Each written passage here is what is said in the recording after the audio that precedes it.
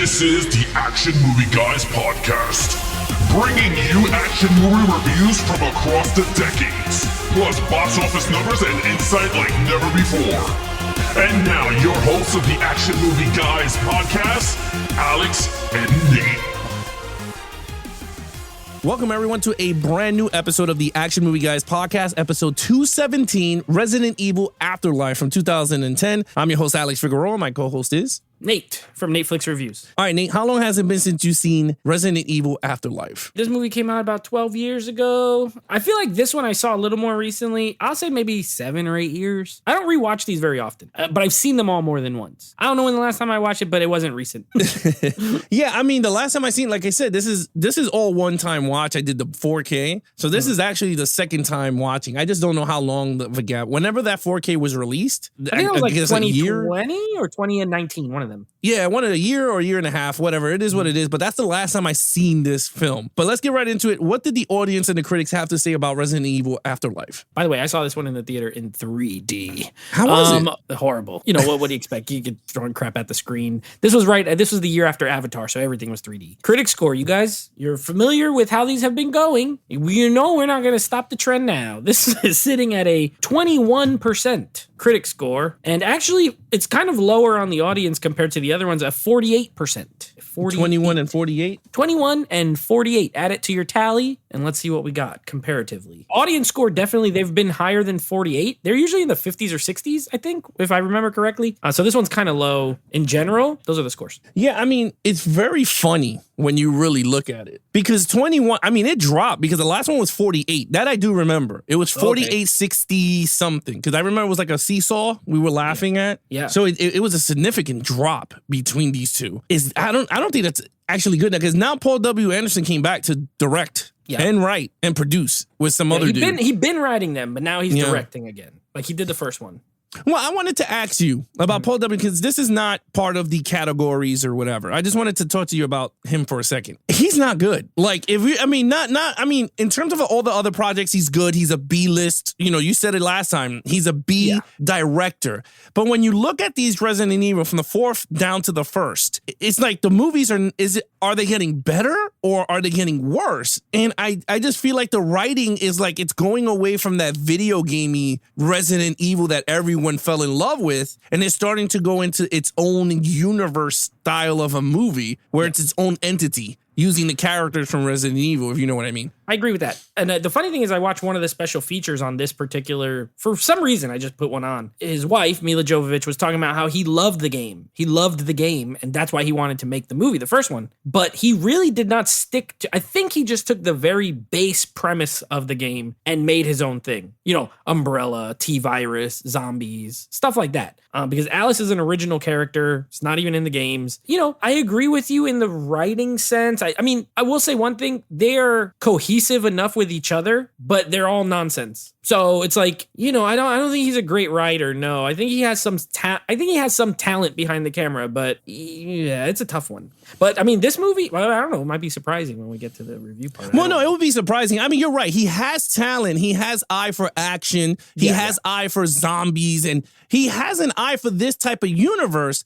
But I'm very intrigued to, like, why didn't he just come up with his own idea? Because I think if he would have not called this Resident Evil and it would have been his own thing, honestly, I think I would have not minded, because I would be like, you know what? This is pretty cool. It's an original idea. But the fact that he slapped that Resident Evil name to it kind of hurts. Well, because it's not part of the Project Alice, the first one. There you go. Perfect. And then it's a different company and they have a virus then it might work. I think that you're right. I think that sticks in people's minds. This is not like the games. This is not like the games. They're going to compare it to the games. So, because I was watching this movie and then I was just like, why didn't he just call this something else? And I would have been okay with it. Like, I was like, you know what? All right, we went through this. Let's do it. But anyway, let's just get right into this movie review because I want to get into it. Let's get into the lead character again. Now we have Alice, and now we have Claire Redfield, and now we got the brother Chris Redfield in the film, plus other characters. But I'm going to let Nate take over. Nate, what did you think of these characters? I think this whole review, it might be surprising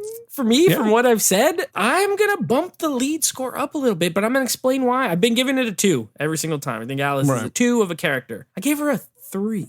I went up 1 point.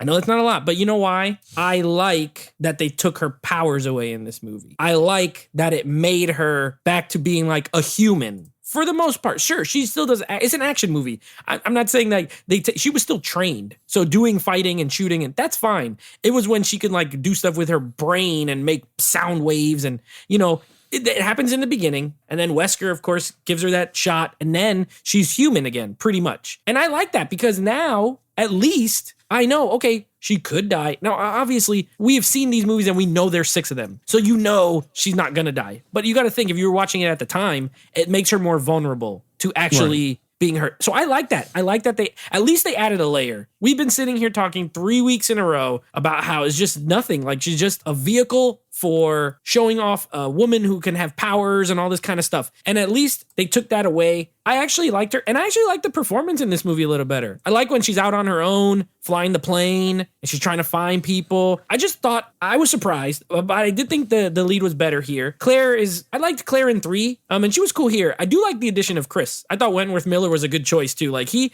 at least, this was Prison Break time, so he was big on TV. He's a fine actor, and I actually thought he was good in the role. He kind of looks like he could be from a Resident Evil game. I mean, Chris has a little more hair, but in general. So I gave the lead a 3. It's still not amazing. It's still not super deep, but at least they added a layer to her and changed something besides just her being superhuman Superman, or Supergirl, whatever. No, I look, dude, I agree with you 100% on that. I also slapped her with a 3. I thought she was good. You're right. The beginning of the film, when it started with the multiple Alices, the clones, I think it was way far-fetched for me. I thought I was just like, who the hell would I know which is the real one? And of course, they did the right choice of cutting her hair short, because I would have been tight if she had the same long hair as everybody else. You know what I mean? Because it gets kind of clunky when you have someone that has like 50 clones in one scene, and then you're going, who's the real Alice in this situation, right? And I felt like the cutting of the hair short, which she looks way better. I love her with long hair, but I think the short hair Alice is awesome. And look, it fits that character so well. Anyway, that's my gripe. When Whisker hit her with the thing in her neck, took away all her powers, the T-virus is gone, I agree with you 100%. I was like, thank God, this should have been done in the second movie, and then we would have had, I think this movie would have been a little bit better in terms of character development if she came into this film with the clones and her not having powers, because then the clones could be like those pawns. She sends them in, and it's like, oh, you're the real Alice. And then she comes out, and she's like, oh, no, I'm the real Alice. That's kind of what she did, but you're right. It would have been better if the real one didn't have powers. Yeah, it would have. But again, in terms of her, I liked her in this one, character-wise. I felt she was more human than she was in the... She talked more. She was a little bit more charismatic. She was kicking it to guys, like the black sports guy. She was flirting with him. I like that. More. Yeah, I did. And then I like that she met people. The only thing I will say so far about Alice that I was a little bit like, what? Every time she meets someone new, she's automatically gravitates to them. Like, he could be a serial killer. He could be nuts. It's like, I gotta save everyone. I love you. You know what I mean? Like, she has that trait, which is okay. I'm not saying it is what it is. But I think in this movie, they're kind of starting to flesh out the human side of Alice. And I kind of liked it. Maybe the T-virus is what made her shut down her emotions. Maybe she was more of a robot or a machine. Now she's more human. You know what I mean? Like with that virus. She was maybe more like she was in the first movie, in this movie. Yeah. But with a little bit more charisma. Yeah, I thought her performance was better. Yeah, so I gave it a 3. I thought she was good in this movie. And okay, now Claire Redfield, hot. I thought she was hot. I was like, okay, she's hot, gorgeous. She fits this type of movie. I don't know how she is in other movies. I haven't seen Final Destination in years. But in terms of this movie, I think she fits. The script is just not good for Claire. I know she's a Resident Evil character. Again, they get the shaft. And I guess that's the word I got to say. Yeah. They get the short end of the stick in terms of these characters from the game. Chris Redfield was awesome. They had to use him more. Because I was like, man, I remember him from the trailers and people talking about that he was the gun dude because he was a cop. I believe he was a cop in the game. He was a STARS agent. That was the name of the thing, STARS. And I was just like, yo, they had to utilize that more hand to hand, him with the gun, pinpoint accuracy, because he was like so good. But they went down the route that he was a prison guard and they took over and blah, blah, blah. But other than that, I agree. I thought the addition of Chris and my sexy Claire, I thought it was fine. I thought she's, well, we can elaborate here though. Did you think Claire Redfield was better written here than Jill Valentine in Apocalypse? Oh, so I think Claire Redfield was better written in 3 than in 4, but I think Claire Redfield in 4 is better written than Jill in anything. Yes, Okay. I agree. All right, no. 100%. I mean, I agree with you. She was more humanized in 3. I like in Claire 4, Redfield better. I like Ali Larder better than Sienna Guillory. I like her better in every aspect. I agree with you. All right, let's get right into it. Main villain. Okay, so the last few movies I've given a 4 to the villains. Now we're going to go a little reverse here. Now, again though, I'm not going to go way down. I gave it a 3. I gave the villain a 3. Now, Wesker is the main villain here, and he is straight up the freaking Agent Smith from The Matrix in this movie. Like, he dresses like Neo, but he acts like the agent. He dodges the bullets like Matrix, like that. He has hilarious red eyes when he takes off his glasses. Oh, the lizard eyes? Yeah, this has got to be one of the hammiest, weirdest performances that I've seen in a long time. And I remember, so I saw this movie in the theater, like I said, in 3D. And I remember at the time, I was only 23. So I was young. And even then I was like, this guy's weird. Like, what is he doing? But you know what? After all this time, I kind of appreciate it. I do. I'm like, this guy's a goober, but he's making me laugh. You know what I mean? Yeah. And as far as if that's mostly on the performance. Let me get that out of the way. Like the actor, I just think he's weird. His voice inflections are weird, but it kind of works. He's like, I know what kind of movie I'm in. This is a B movie, and I'm gonna be acting in it. So, with that said, how's Wesker the character? To be honest, he's probably the most formidable villain she's had as far as like a single villain, because he fights himself. He does the teleporting stuff. You know what I mean? He got that nasty vampire mouth thing. He like freaking shot his brains out. He put it back together. Like, he's unkillable because he has the T virus in him too. A little overpowered. But still, at least there's someone like straight up Alice goes against it, doesn't like not the caca fingers guy. Or Nemesis was cool, but they become friends, like they're friends at the end. So I'll give him that. But the reason I went down is because he is still kind of like, he's just goofy and weird. Also, the zombies in this are super, how they evolved to have that thing, they don't really explain, which I don't like. You know what I mean? Like, I guess visually it's something different, but all these zombies now, at this point, the earth has been all run over by zombies for all this time. How'd they all of a sudden evolve to get this flower mouth thing? It's kind of weird, but I love that big dude with the axe. Now, it doesn't make any sense. It doesn't make any, like, who is he? Where did he come from? Was he created in a lab? Like, at least the liquors, you remember, like, they were in pods, like they were experiments. What the heck is this guy? What is he? He gets shot in the head with bullets. Nothing happens to him. Like, but I thought he looked cool. I did. I thought he looked cool. He's visually very cool. He's got like a long leather, it's that like an apron. He has like an axe that has like and a sword on it. Yeah, like I thought he looked cool. But it's still a 3. It's a step down for me overall, but I thought they were okay. I gave it a 3. I mean, I'm on board with everything you said. I just hated Wesker. I was like, He's what? so weird. It wasn't that he was weird. He had these face mannerisms. Like, he was just like looking and because he's weird. And I was just like, my thing is with Wesker, you're right. He is so Agent Smith. I mean, Jesus Christ, when he was talking, he was just like, you can't let her come in. And they all typing and then he shoots him. And then that fight at the end, if you call it a fight, I mean, I don't know what the hell you call it. It was just CGI galore. When he moves like a vampire, he's like, sa, sa. And they're shooting bullets. And that's what annoyed me, because they're shooting bullets like mad close range, like how close me and you are. And they're not hitting each other. It's just slow and it's passing Claire. It's passing Chris. And he's mad fast. And I was just like, I don't like this, because now you just took away the powers of Alice, which I'm just like, then what was the point of taking her powers? I mean, I understand it. I guess it was the good versus evil. One has the more power than the other. It is what it is.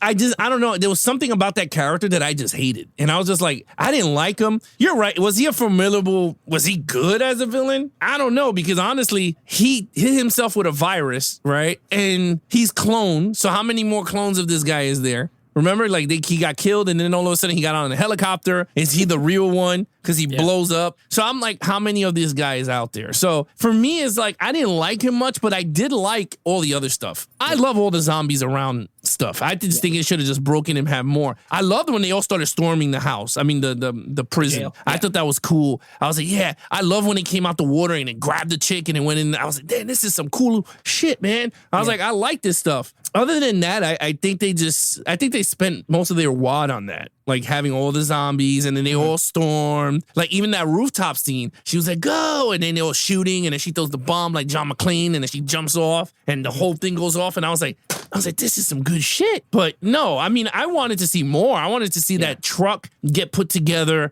and go through the gate. Yeah, the bulldozer and truck. What happened? Thing? My man had no engine. I was like, you got to be kidding me, bro. Like I wanted to see some fun, them going out and the wheel gets stuck. And you're like, how are they going to get out of this? And then all of a sudden something random happens and you're like, oh man. You know, like, I don't know. You like when the plane, when the guy goes too low and he like scrapes all the zombies and you just see the blood splatter all over the floor? That was fun. Yeah, that was cool. I hated him. He was a dick too. I would have threw him and by the way, one of the best shots in this movie, like there's a really great shot in this movie that now that you're mentioning the zombies, when the first one is digging through the floor and you see all the dirt start to come and he like, you just see his face for like half a second and his eyes are all white. It is such a great, it looks like straight out of a real horror movie and I loved it. I was like, okay, see, like this director can do some cool stuff. That was a great shot. So yeah, I do like the digging aspect of the zombies. I just don't get the flower mountain thing. I like that and I love the big dude with the act. I thought he merged like Silent Hill with Resident Evil. Yeah. Right? Because doesn't Silent Hill have a character with the dragon some head. Shit? Yeah, it has the pyramid head. He has a big sword. Yeah, there you have it. I think they should have had like 2 or 3. Had 2 of them. I liked him. I thought he looked cool. And then they couldn't fight. Like, get out of here, man. And like, it's something cool. But I liked it. I thought it was cool. Okay, so the villains, I gave it a 3. Same. You gave it a 3. Action scenes. Again, this is making me upset because I thought it was pretty good. I thought it was pretty good. I was like, you know what? And now that I'm thinking about it, though, I was remembering when I was watching it, I always kind of liked this Resident Evil. To me, 1, 2, and 3 feel like a trilogy, and 4, 5, and 6 feel like a trilogy. And they all go together, but maybe it's because Paul W.S. Anderson did like these 3 in a row. So they almost feel like their own, because they have a certain look to them that doesn't look like Extinction or no, not Afterlife, Apocalypse.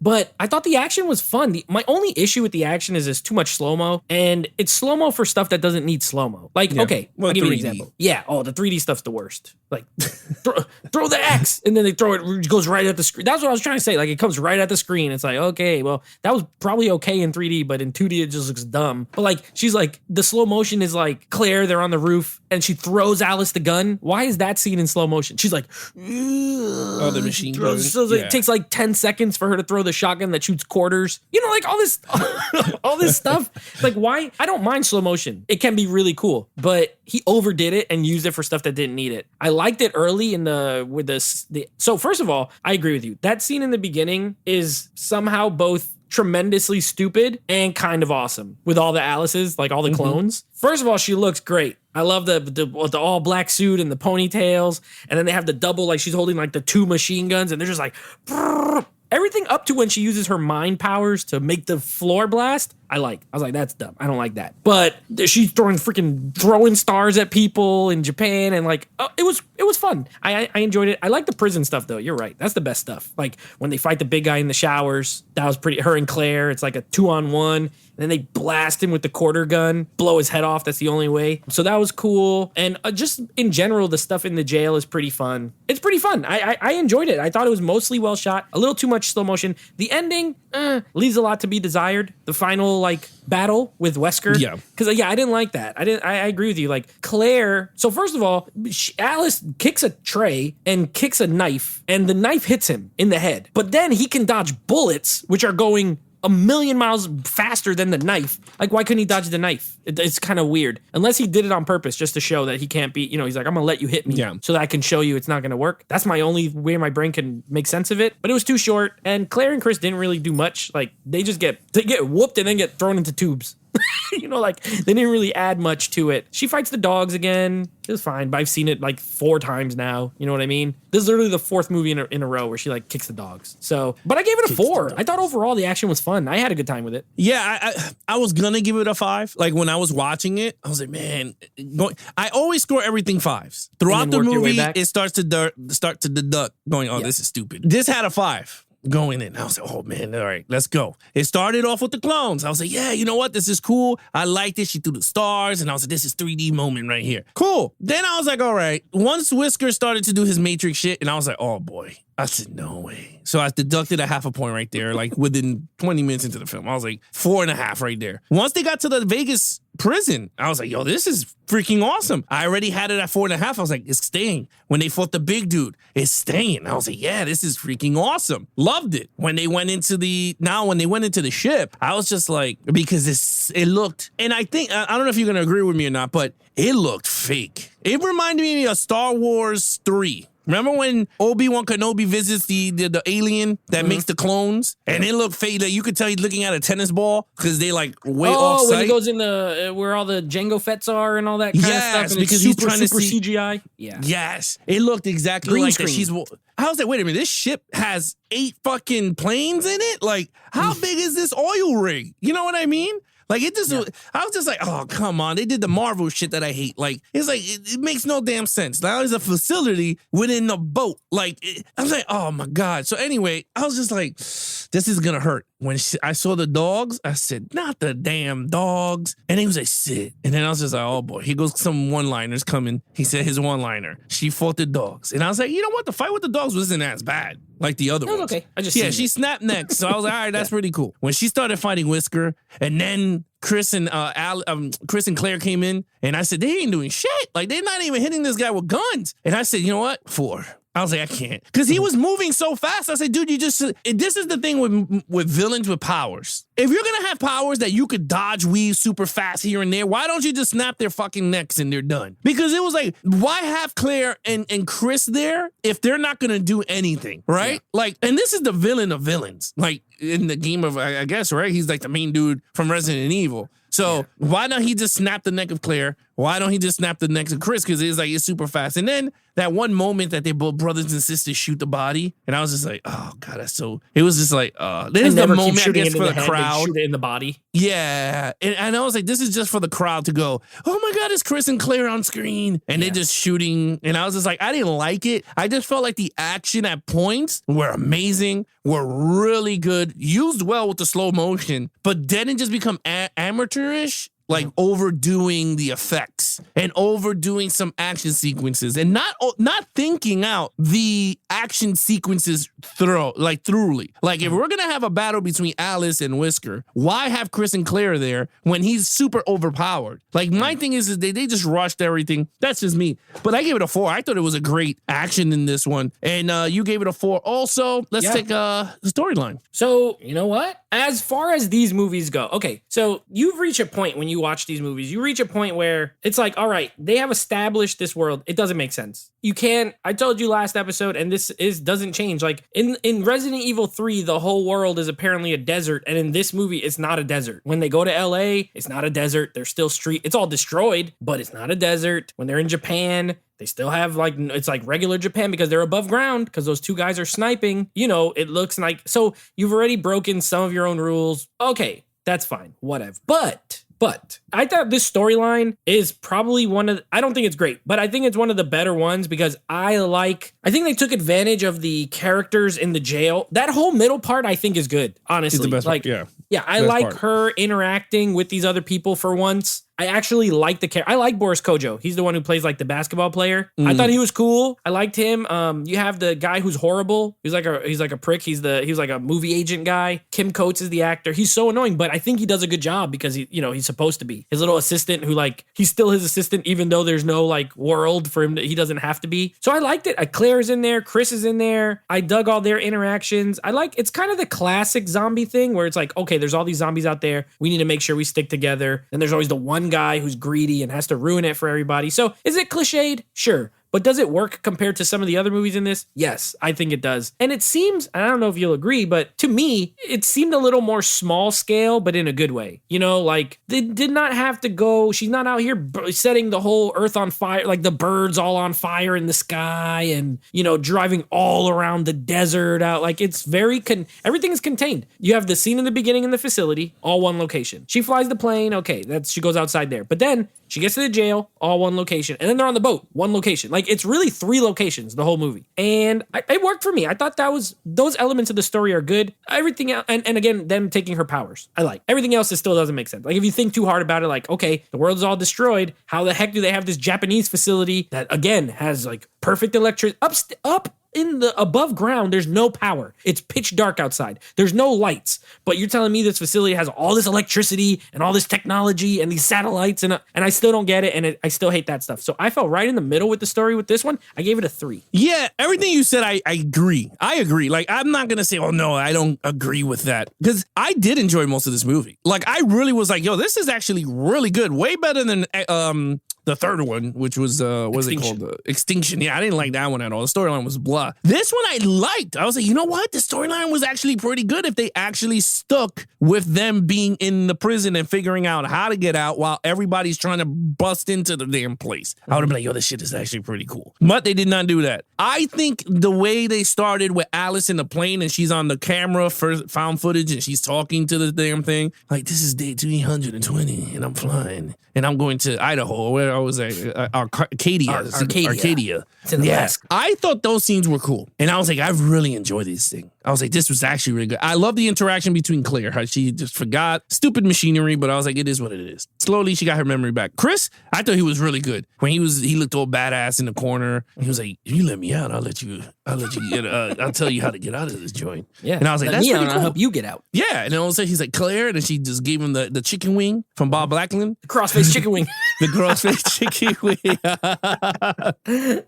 So freaking like all in like in time to wrap everything up. I think this one had a way better storyline. And it's gonna sound nuts, but I think so far this had a way better storyline than 1, 2, and 3. Like I think it's the best one. Yeah, in terms of what we saw, I think I engaged more with Alice in this movie than the first 3 movies. Whereas 2, I enjoyed it for as a popcorn flick. I don't care. Jill Valentine's in it. It is cool. But this one, in terms of storyline, is actually not bad. Like if this was the storyline for 1, I would have been like, yo, this is actually a really good movie. Like if you're gonna spawn into something into Resident Evil or whatever, I would have been like, this shit is pretty cool. Do this storyline, but in the mansion from the first movie.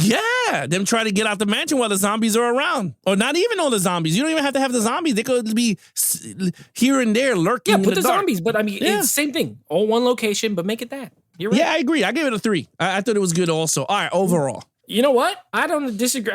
This to me, I like I said, I always remembered enjoying it, and I still do. I think it's might be the best overall Resident Evil movie. I love the ending. I love the little ending credit scene. That was fun. You know, like after the credits with Jill Valentine's back and she's in the helicopter. She looks super hot. Oh, you thought she looked hot in the second one. She looks super hot in this one. She got the long blonde hair. She got that dumb spider on her chest. Now, from what I remember, I think they kind of botched the whole thing in the next movie, but it's a cool ending. All the helicopters. She's not back in the next movie? No, she's back. Well, you'll see what happens. I just think they botch it. Yeah, it was a super cool ending. All the helicopters coming. That one like rock song that always reminds me of Resident Evil, whatever that is that plays. Yeah. It sounds like old WWE entrance music from 2010. You know, or like one of the songs they'd use for a pay-per-view. That's what it has, that kind of sound. So yeah, I dug it. I actually have the overall at a 3.5. I think it's still not great, but 7 out of 10. I feel comfortable there. A lot of dumb elements, but this to me is the best blend of stupid and stuff I actually like. You know what I mean? This is I've said it a million times, and I'll say it again. This is a B-movie franchise, so it has B-movie tendencies. But this one I engaged with the most out of all of them because I like the characters better than most of the other ones. There's no Mike Epps. There's no like comic relief that's like extra stupid. You know what I mean? Like the annoying guy, but he's annoying, but he's not like corny. Like he's just a prick. Yeah. I think the movie looks mostly really good. Like it's shot well for its budget. It's not a huge, these movies don't have like $100 million budgets. So yes, the ship looks too fake, but all the prison stuff looks cool. That big guy, the design is cool. The action looks good, honestly. The 3D stuff doesn't work, but that, then again, it doesn't work because we're watching it in 2D. If you saw it in 3D, it's 3D stuff. So if there's a way for them to like scrub that out of these releases and just put like, where the thing doesn't come at the screen. Yeah, that would have been cool. But I gave it a 3.5. I like this one. I've always liked this one and I still like this one. I think it's fun. Yeah, I mean, I keep mine short and sweet. I gave it a 3 overall. I enjoyed it. It was a good film. I was like, you know what? This is actually pretty good. I don't know if I would have saw it in the theater. I mean, I didn't see it in the theater, but I kind of enjoyed it, and I liked it more than the first 3 movies. That I will say. I thought the fact that Claire Valentine was back. Claire Valentine. I put both of them together. Claire Redfield was back, and then the brother Chris was there. I thought that worked very, very well. I thought Alice's character got way better. And to me, she's human now. She's not an overpowered character. So to me, I can't wait to see what the other films bring out of her. Other than that, his action sequences were good. Certain things about the storyline sucked, but I kind of enjoyed it. Overall, I liked the middle part of the entire movie. I think the 40 minutes, I guess, of the film in the middle. The second act, right in the middle is really good. Yeah, the second act of the film I thought was the best part of the entire film. So with that, I gave it a 3. You gave it a 3.5. What's your total points? My total points is a 16.5 out of 25. Ooh. I think it's solid. This one is fun. I think it has the fun elements while not being as bad as some of the other entries. Looks good, shot well. I thought Mila Jovovich gives probably her best performance as Alice. I mean, up to this point, overall, like on the whole, like action wise and character wise. And yeah, I think it's a lot of fun. So 16.5. Yeah, I gave it a 16. You gave it the half point. I gave it a 16. I enjoyed it. I liked it. I own it in 4K. So there's nothing I can do with that. But other than that, Nate, what is coming up next on the podcast?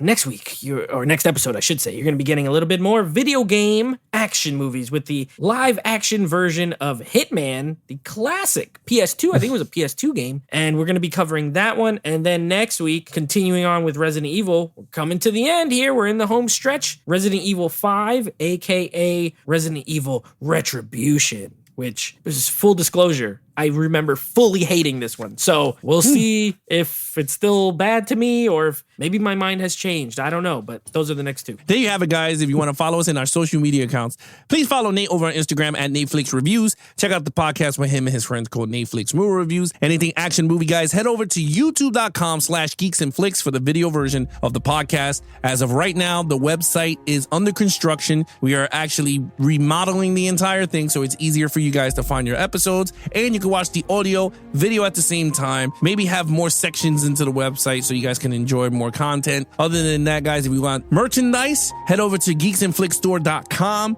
Check out all the t-shirts there. We got Action Movie Guys t-shirts. We're going to have new ones coming out also. Some catchphrases t-shirts. And then, of course, we have some Geeks and Flicks shirts also. Other than that, I'm your host, Alex Figueroa, and he is Nate from Netflix Reviews. Be awesome to each other and geek out.